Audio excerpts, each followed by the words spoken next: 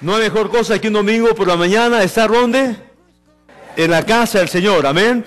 Vamos a disfrutar la iglesia, no vamos a sufrirla, vamos a disfrutar el tiempo con el Señor y las cosas que el Señor ha hecho y sigue haciendo con nosotros. Levanten su Biblia, todos deben tener una Biblia, búsquenla de donde sea, de la cartera, del maletín, pero saquen su Biblia.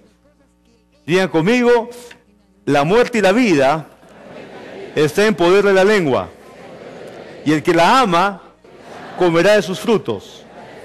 Hoy hablaré palabras de vida y no de muerte, de salud y no de enfermedad, de riqueza y no de pobreza, de fe y no de temor, de poder y no de debilidad, de éxito y no de fracaso, de bendición y no de maldición, porque en mi boca hay un milagro. Amén, gloria a Dios. Dile a tu vecino, en tu boca hay un milagro. Cada día. Amén. Queremos compartir en esta mañana, año de cumplimiento de promesas en tus finanzas. Año de cumplimiento de promesas en tus finanzas. Hemos estado estableciendo un fundamento bíblico, que cada una de las promesas de Dios tienen el poder de cumplimiento en sí mismas. Dios ha dado cada promesa con un poder para que se cumplan, con el poder de Dios para que se cumplan.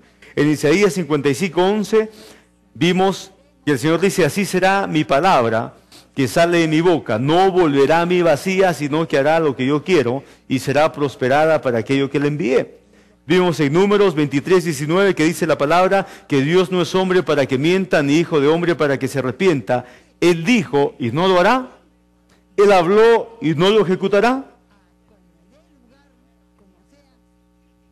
En Proverbios 10:22 dice lo siguiente, la bendición del Señor es la que enriquece y no añade tristeza con ella. En la Biblia al día, esa segunda parte del versículo dice, todo nuestro afán nada le añade. En la Nueva Versión Internacional dice, y nada se gana con preocuparse. Estoy leyendo la segunda parte del versículo de Proverbios 10:22. Y nada se gana con preocuparse. Y dice la primera parte, la bendición del Señor es la que enriquece y no añade tristeza con ella. Di conmigo, la bendición del Señor ha sido destinada para mi vida, para mi familia, para mi casa, porque soy un hijo de Dios. Y la bendición del Señor es la que enriquece y no añade tristeza con ella. A veces tenemos dificultades en nuestra mente para pensar en prosperidad, porque hemos escuchado mucho del tema que la pobreza está ligada con la devoción, o la pobreza está ligada con la humildad, o la pobreza está ligada con la piedad, o que si uno es más pobre está más cerca de Dios. Hemos escuchado tantas cosas de estas desde una plataforma religiosa y culturalmente hemos crecido pensando así porque hemos escuchado esto.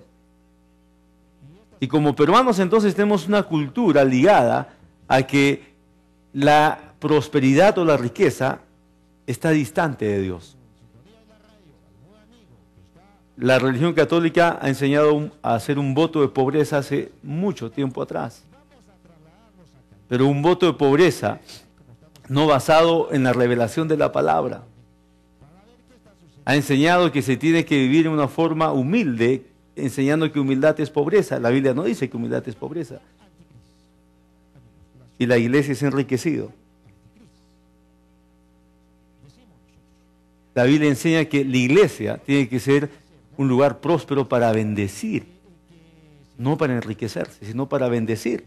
Cuando hablamos de radio, de televisión, cuando soñamos con una universidad cristiana, son cosas en lo natural inalcanzables. Un día, por la gracia de Dios, las alcanzaremos, pero ¿serán para qué? Para bendecir a la sociedad, para bendecir a los niños, para bendecir a los jóvenes, para bendecir a los futuros profesionales, para establecer en nuestra cultura los principios eternos de la palabra de Dios. Así que el voto de pobreza no existe según la Biblia.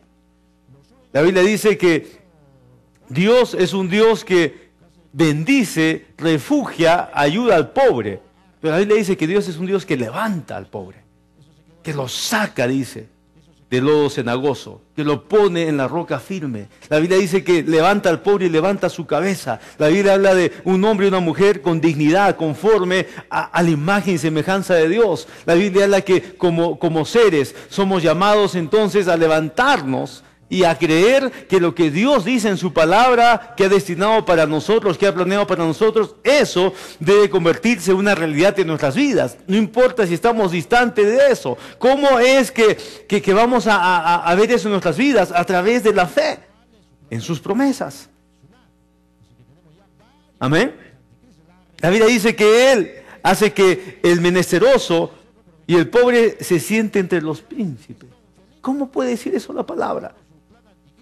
Porque la palabra nos está diciendo de diferentes maneras que si alguien es pobre o alguien está sufriendo necesidades, esa no es la voluntad de Dios para con su vida.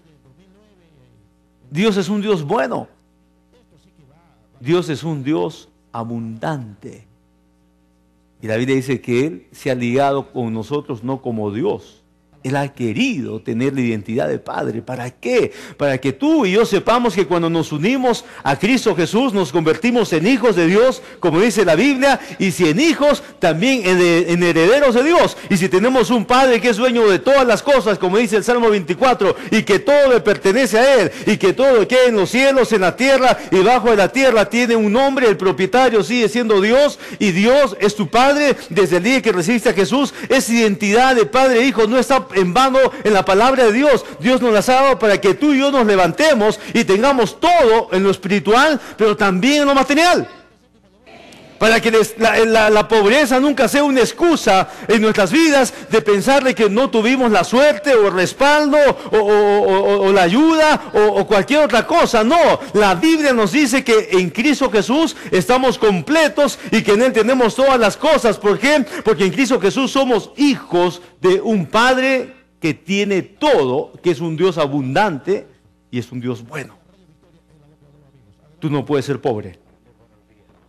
Es una ironía si tú vives una vida pobre, porque tu Padre es el dueño de todo. Y encima tu Padre es bueno. Él te ha dejado en su testamento, en su palabra, la voluntad expresa de su corazón para que tú la conozcas, para que tú la creas y para que tú la vivas. Amén. Yo siempre digo, el día que recibí a Jesús en mi corazón, ese mismo día dejé de ser pobre. Dejé de ser pobre. Un tiempo después me enteré de eso. Me enteré en la Biblia. Me enteré cuando leí Deuteronomio 28. Me enteré cuando leí Gálatas 3:13. Me enteré cuando leí 2 de Corintios 8 y 9. Me enteré de eso. Y un día dije, Señor, te doy gracias.